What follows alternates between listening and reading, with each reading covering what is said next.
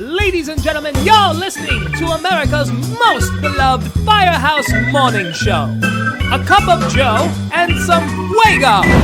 Oh my God! And welcome back, ladies and gentlemen, to a cup of Joe and some Fuego. I haven't been here in a while. Me and Louie were away in Indianapolis in the Buffalo-Palooza. Had a great time. I got some pics, some phenomenal firefighters, legends stopping by the booth. We had a really good time, man. Made a lot of connections. It was good.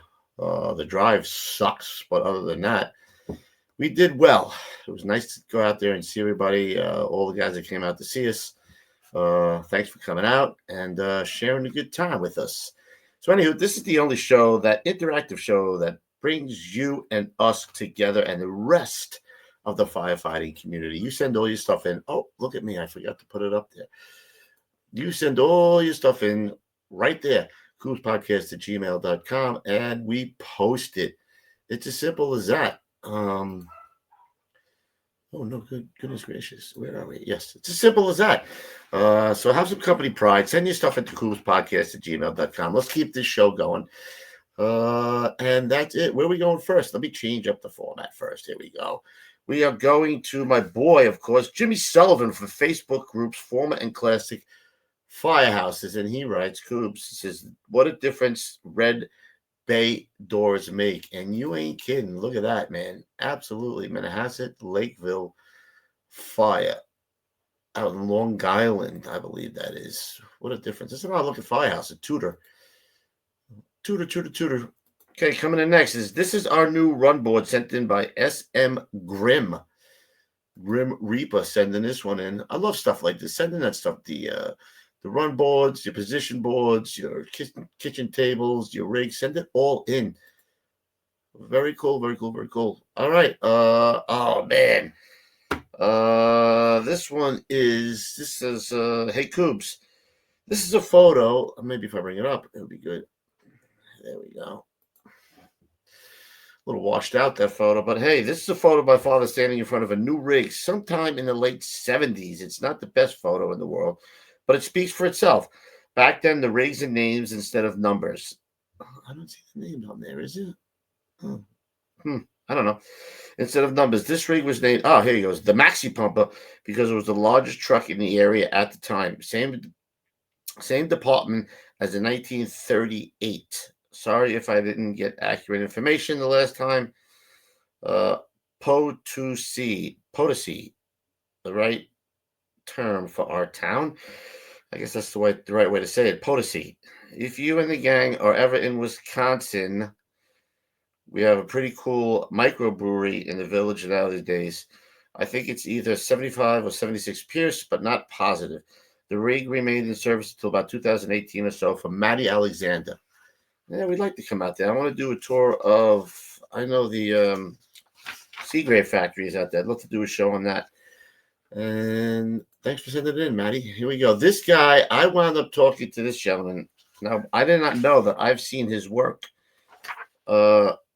before I actually even met him. So what this guy does is he finds rigs and salvage companies and he rebuilds them as bars or whatever, countertops, and he sends them to the FDNY companies. So he writes this. He writes, it was very nice meeting you guys down at the FDIC. I had 36 years in the fire service, mostly as an apparatus engineer. I retired in 2014. My interest has been with fire apparatus since the 60s, when my dad was a volunteer in Palatine, Illinois. The deaths of 3 firefighters on my dad's department affected me profoundly and has really been the driving force to salvage and refurbish a part of FDNY history. Over the years, I received help to cover some of the costs related to seeing that these pieces of history get back to their assigned homes. That's the other thing. He finds them, salvages them, and brings them to the guys. But most have dried up, including my contacts in the industry. He sent in so many pictures. Let's see what some of these look like. Yeah, man, he finds these and he refurbs them, pulls them apart, This guy, I must have been talking to him for an hour, man. It was fascinating. He's got some skill set, this guy, bro. Look at that. Yep. That's amazing, man. It really has. Over the years, I saw that I was involved with the maintenance division at my Elgin, Illinois Fire Department job for about 24 years, and I also had ties with Seagrave on my days off, which helped in the restorations. I have delivered 3 so far. 169 was the first. Ladder 140, which is the one that I actually saw in their firehouse, was cool. I didn't even know that this guy built it. There it is. I didn't even know that this guy built it. And I had worked the detail one time, and I saw it. I thought that was cool, man. And then ladder 125. Each restoration had its own story and each adventure I will always hold as a special time in my life. 9/11 affected me profoundly, just as it did with so many others. And this, I guess, is my way to act out on it.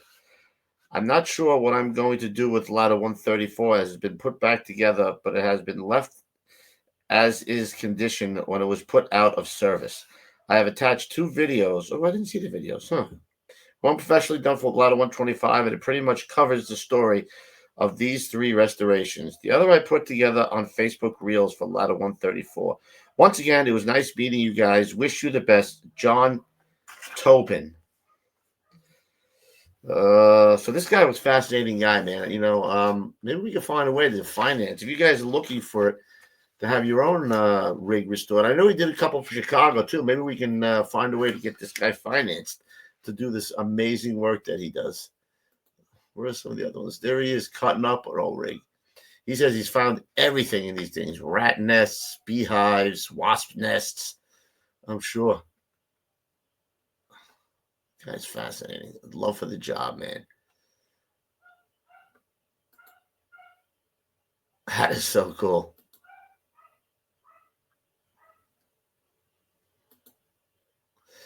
A lot of 134. Oh, that's right. I think he has this one in his own house. That's great with the aerial on top. The lights work. Freaking awesome. This guy's great. I'm going to try to find the videos, and I'll pull them up for the next show. This one, man, these guys see some fuego here. Look at these guys, man. This is coming in from Potsdam Glasgow Manor Rescue 69. That looks like firefighter R. Lair. Getting it done. Doing it. As my dog barks in the back.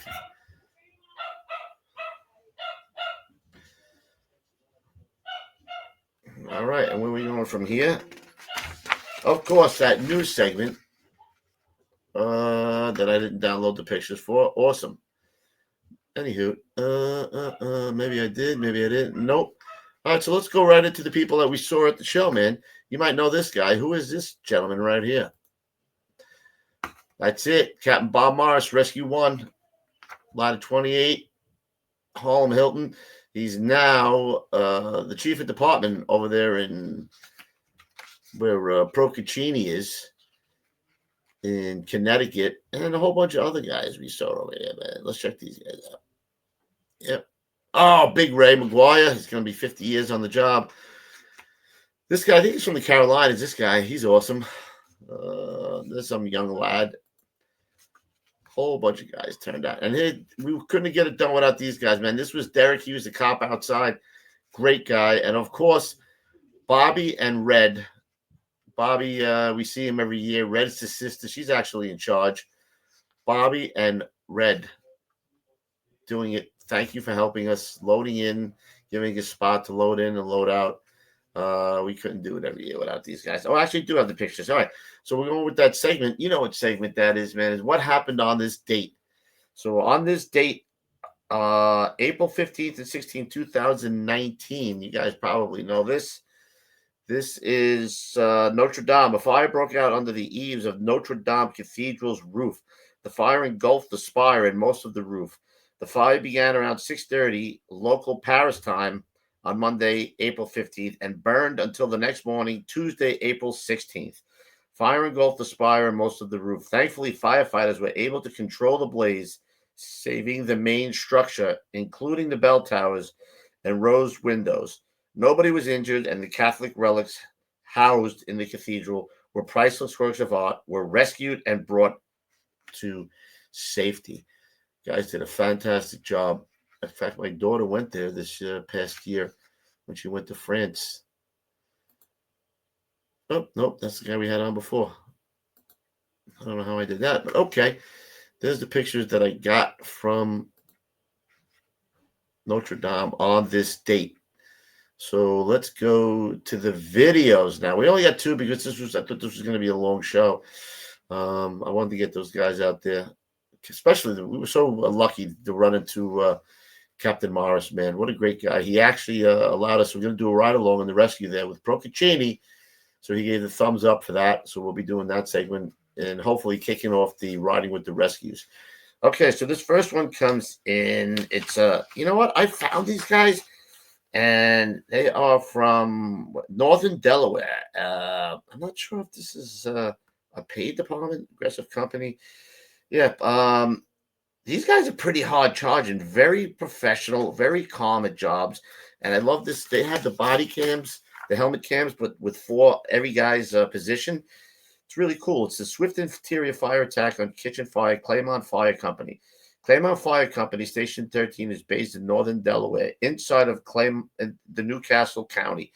Claymont is an aggressive company running approximately 1,400 calls a year. We operate an engine company, a ladder company, a rescue company, collapse rescue team.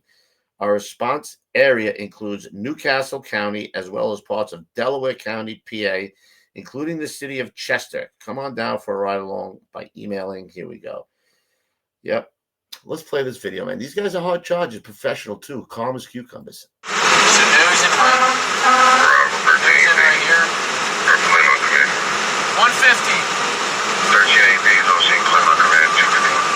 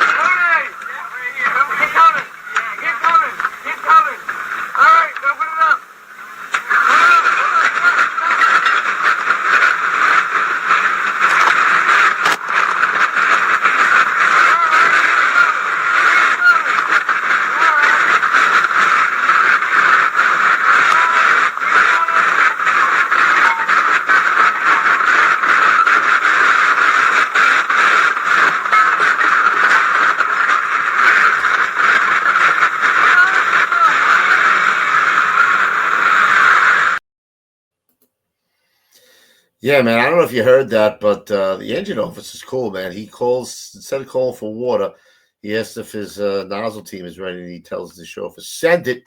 He says, send it. I love it. All right, where are we going to go? Of course, we got to finish the show with the FDNY Bronx 4th Alarm, Box 3740, heavy fire in the cockloft. This was back in the winter here, winter months. The phone on box 3740. The address 3030 Heath Avenue off Albany Crescent. That's an electrical fire, 4-boy. Box phone on box 3740. The address 3030 Heath Avenue off Albany Crescent. That's an electrical fire, 4-boy. Unit to the box 3740. Citizen information available upon request. 1800 dispatch service. 27K. You get 1075 5, box 3740, all hands on arrival. Box announcing all hands on arrival at box 3740 for the address 3030 East Avenue off Albany Crescent. That's an electrical fire, 4-boy. 27, can we go with the SIDS? 27, fast truck. All right, 10-4. You have the SIDS?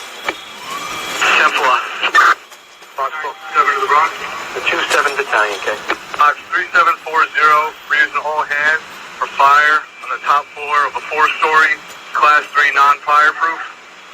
Address 3030 Heath Ave. Exposure 1 is a street. Exposure 2 is a detached 2-story PD. Exposure 3 is a detached 2.5-story PD. Exposure 4 is a street. We have 2 lines stretched, 1 line in operation. Primary searches are in progress. Trucks opening up, the fire is down for 6-3, 10-4. Box to the 2-6. 10-26. All right, 2-6. The staging area is Bailey Avenue and West 230. 26, 10-4. Attention units assigned on the third alarm. The staging area is Bailey Avenue and West 230 Street. Car 1-4, okay. Running the third alarm. 10-4. Box 3740, we got hip fire in the cockloft. We got 3 lines stretched, 3 lines in operation, 2 separate wings. We got lines in both wings. 10-4, Division 7, time of that report 1831, your duration 3-5, it's 35 minutes. 1831, dispatcher 381. 7 in the Bronx. The 7th Division, cut. Yeah, man, that those fires are tough, man. Big buildings, they have a lot of those up there in the Bronx. Fire in both wings, cockloft fire. Kudos to those guys. All right, before we head out here, I want to say again, I love these guys from Claymont, bro. They're very aggressive, like he said. If anybody is listening from Claymont, reach out to me on KUBESPODCAST@gmail.com. Man, I'd love to show more of your stuff from the Claymont Fire Company. All right, guys, that will do it for another episode. As usual, stay safe, stay low. Go. Love you. God bless you guys. Until we see you guys again next week. And don't forget, tomorrow night, or is it tonight? Depending on when this airs, we got Fennell from Rescue 4. I actually work with him in Hard Charger. Because as always, we always get on Hard Chargers. Until then, God bless. Say a prayer. Love you guys. Bye.